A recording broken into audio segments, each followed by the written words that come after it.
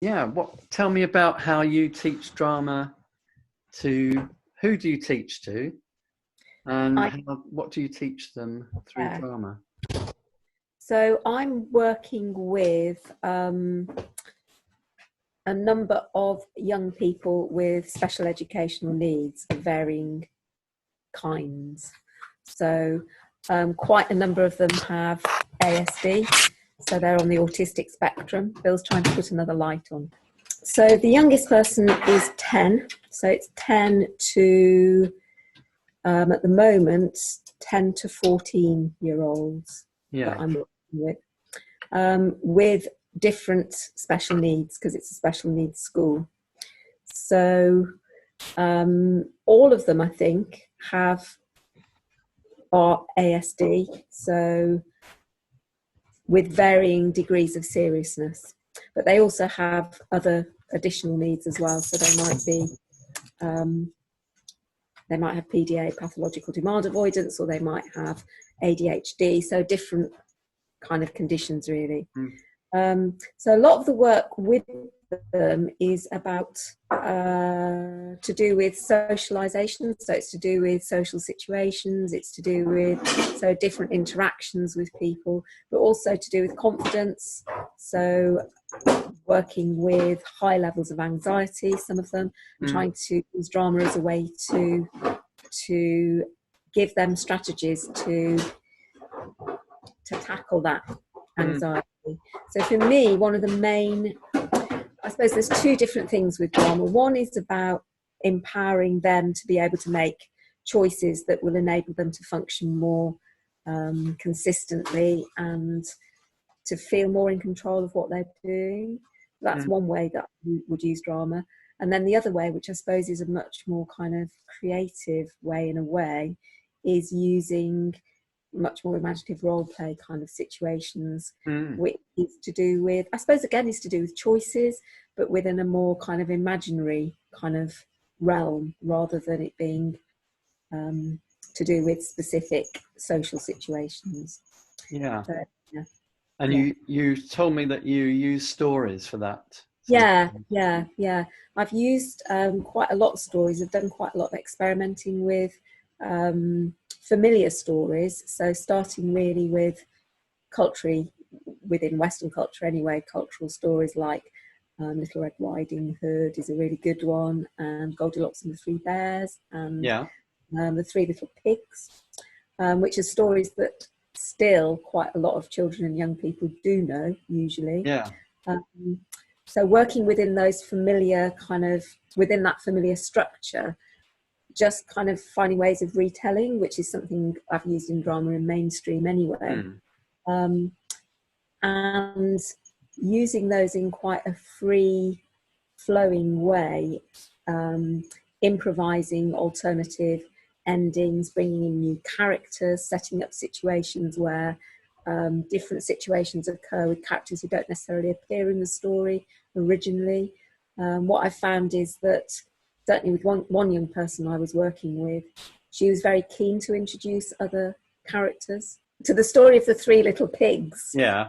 She was very keen to introduce different figures. Yeah. So for me, we had, as well as a mother pig, we had a stepfather pig. Yeah. Who was introduced, which then also encouraged the question as to, well, what's happened to the father pig? Who was the original father pig? And it just takes you off into all sorts of different kind of realms, really.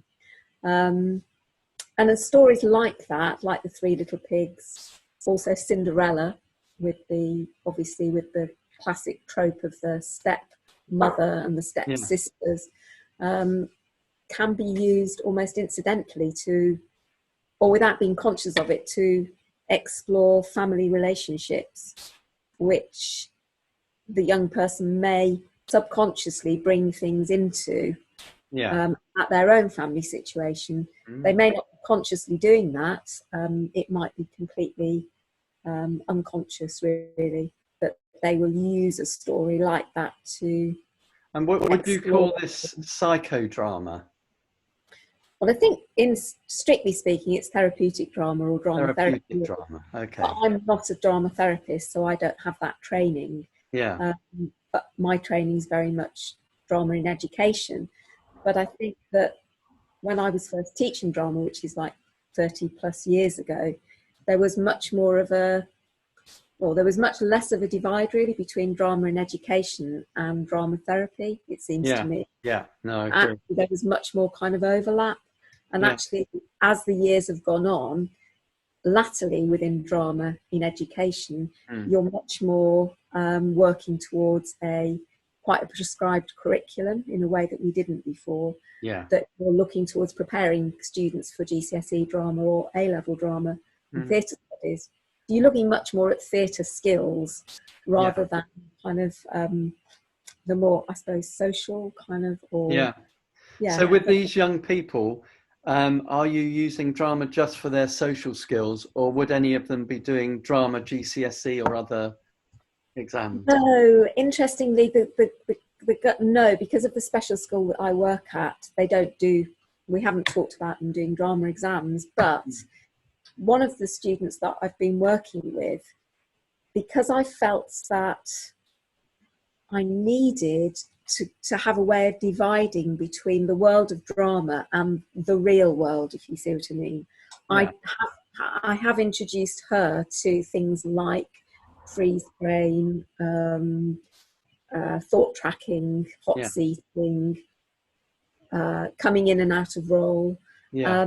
She's actually using those techniques now, and she will actually say, freeze, can we do thought tracking? Or I can say to her, how are we going to find out some more about that character? And she will actually say, hot seating. So she's actually she's now integrating those techniques into the work, which gives it a kind of frame and a structure, really. So when you're not using drama strategies like hot seating, freeze frames, what are you doing? Are you just narrating the story between you, or how does it work? Well, in that particular example, so with the story, we literally are acting it out. Okay. So literally with her, what we've done is we've created character cards. So I have these little cards that she's created. And at the start of each session, we go over very briefly how far we got in the previous week. And then we decide which is the next bit of the story we're going to work on. And then she will say, right, I will play such and such. You can play X and Y. Yeah. And I say, okay, so what scene are we going to work on now? And we'll say, oh, we'll do this particular scene. And then we literally start acting it out. And then I might say, right, okay, freeze, let's come out of role. What did we discover about that? Do we need to do something more? Should we do some whatever? What about thought tracking? She might say hot seating. So we do a bit of that. And then we go back into the story. Yeah. So it's very kind of, it's moving in and out of role. But literally, I would say with her, most of the session, we're in role, actually. Yeah. Okay.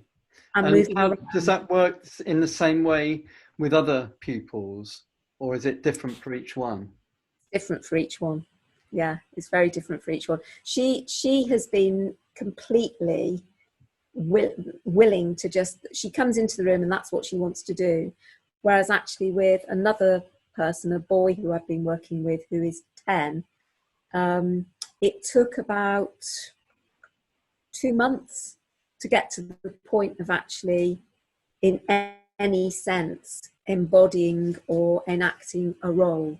And we started by making models and then giving the models voices. And then we moved from that into then embodying roles and actually vocalizing them. So with him, he was very anti anything that you could term drama or role play or imaginative things. So it had to be done really, really slowly and carefully.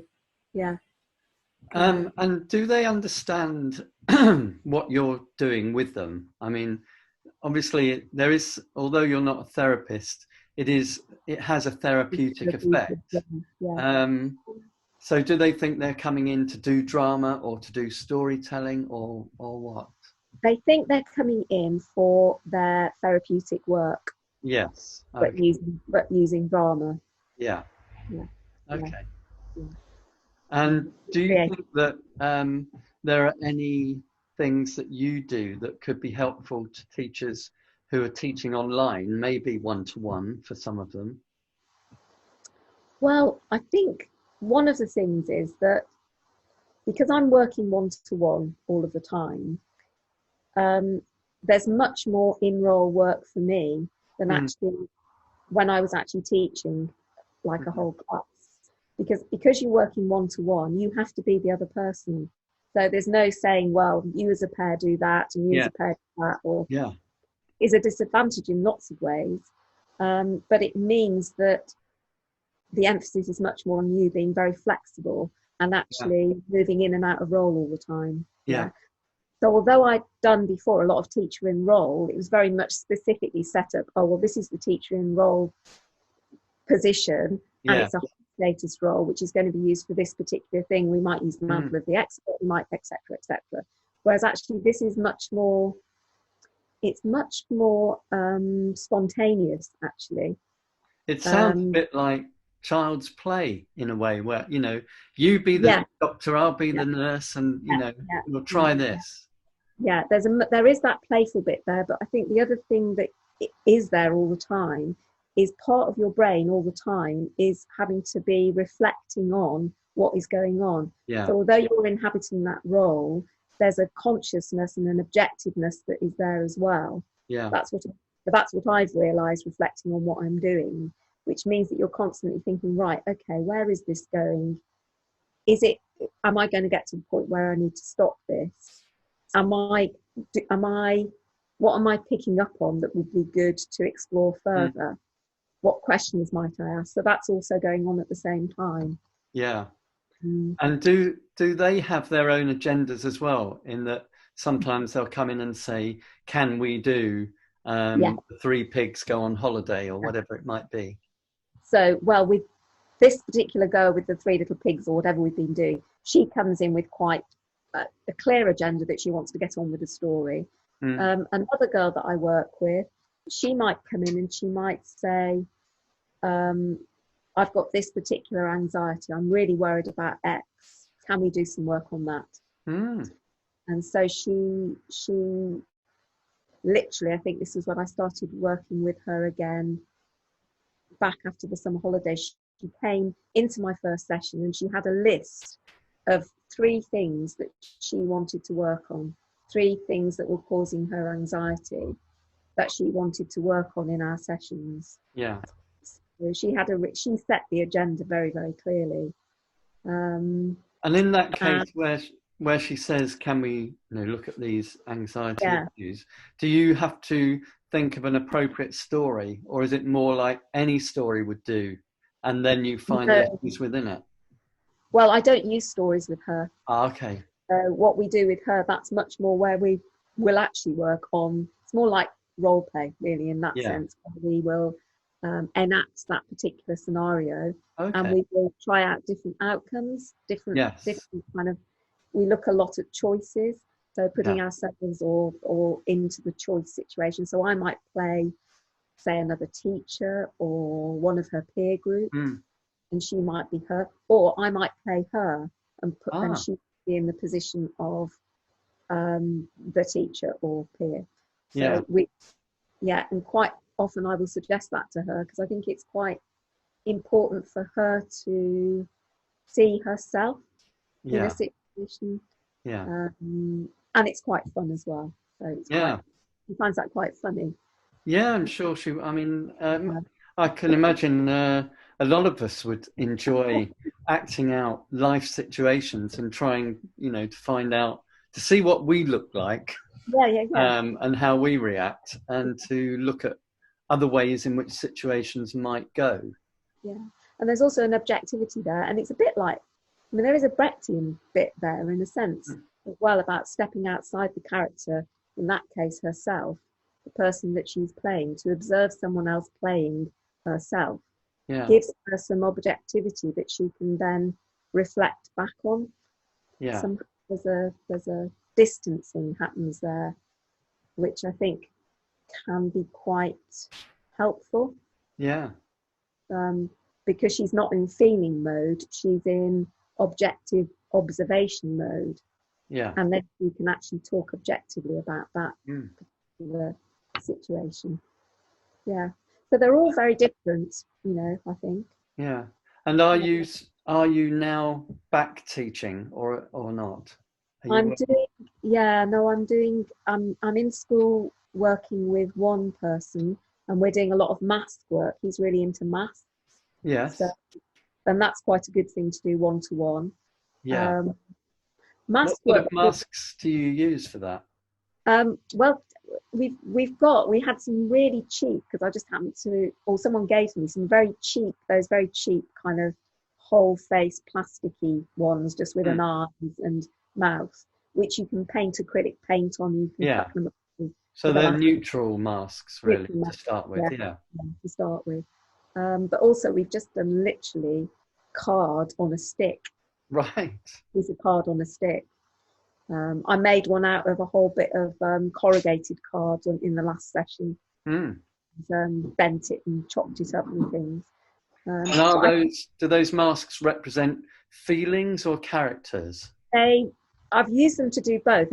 I've done feeling ones, not with him, but with another person, where we've used colours to represent particular feelings, and we've actually then created the masks to reflect that, colours and shapes, Yeah. graphic. But with him, it's much more a particular character that he's drawing. We have a Lego mafia man who's one of them, and I don't know, he's has a wild imagination, so his character is extraordinary. Yeah. Do they bring things like Lego into the situation? He's talked about Lego, but he roams between Lego worlds to Doctor Who to just whatever. Yeah. He's very with him. You are literally in his head when you're working with him, and it's like a bit of a roller coaster, because you sort of like going up and wherever he takes you. So yeah, that's very interesting. It sounds as though it must be quite emotionally demanding, because you're not outside their situation. You're actually with them on that journey. On that journey, yeah. With some of it is. It's quite. I think what's exhausting as well is when it's because one-to-one work, online or otherwise, has an intensity to it which you don't have in normal or in other work, I don't think, because all focus is on that individual that you're working with, and you do somehow inhabit their world. And I think that the online stuff potentially is even more intense. I find it, So do you sometimes work online then? Yes, I've started to, because of COVID-19, basically. Yeah. So I've done, I'm working exclusively with one girl online using Zoom, and I'm trying to develop things with her that we can do online. Is it quite hard to get her involvement? No, she's very involved. Oh, she's okay. Really, really involved. Yeah. She's she's very involved. She's very engaged. It's just trying out different ideas really with her, because we've moved from something being very. We used to go for walks. We used to move around. We used to do all sorts of things like that, which we can't do now. So it's working in a very different way. But I've been trying to think of what activities work in that kind of one-to-one kind of sphere. Like you were saying about other teachers wanting to know what might work. Mask work is good. Having lots of props to hand is also good. Hats, masks, sashes, those kinds of things. Glasses, props, just a basket of props that you can actually become. Yeah. So do you normally have some with you when you're doing that online? I have got them in the other room. Yeah. Oh, right. Okay. Yeah. So I've tried to think about what can I have with me online that I would have with me face to face. Yeah. Hats and things like that are a good thing to have, actually, because they make people laugh, which is quite fun. Oh, it sounds really, really good fun and very, yeah, very effective and therapeutic. Yeah, Yeah.